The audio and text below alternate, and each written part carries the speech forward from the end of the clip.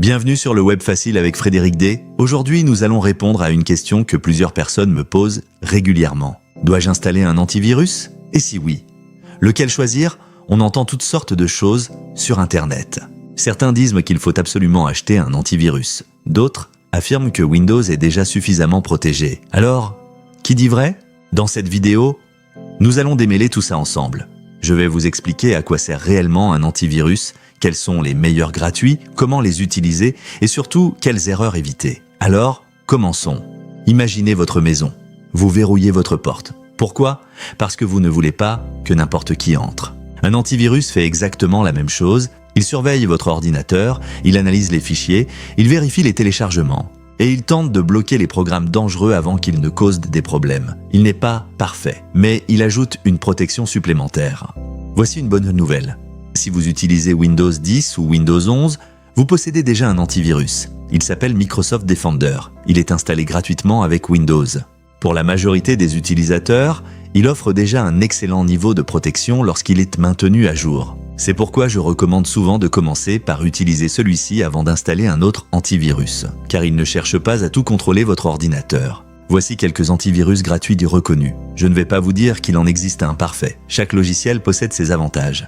Mais tous ceux présentés ici sont utilisés par des millions de personnes. Pour un débutant, je recommande généralement Microsoft Defender ou Bitdefender Free.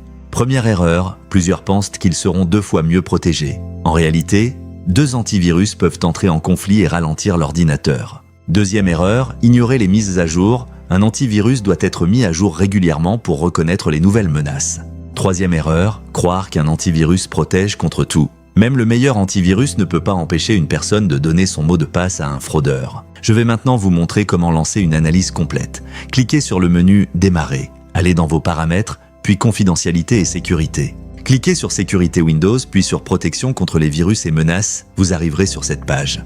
Conseil: faites ceci dans un moment où vous n'aurez pas à travailler sur votre ordinateur car c'est un processus qui demandera un peu de temps. Puis sélectionnez Options d'analyse. Choisissez Analyse complète. Enfin, cliquez sur Analyser maintenant. Laissez simplement votre ordinateur travailler. Une autre chose que vous pourriez faire, c'est d'intégrer votre logo sécurité à la vue à droite dans votre barre de tâches pour garder un œil si la sécurité est en vert. Pour ce faire, cliquez sur la petite flèche, tenez le logo avec votre souris et descendez-le dans votre barre de tâches. Le tour est joué. Si vous retenez seulement 5 choses de cette vidéo, retenez celle-ci.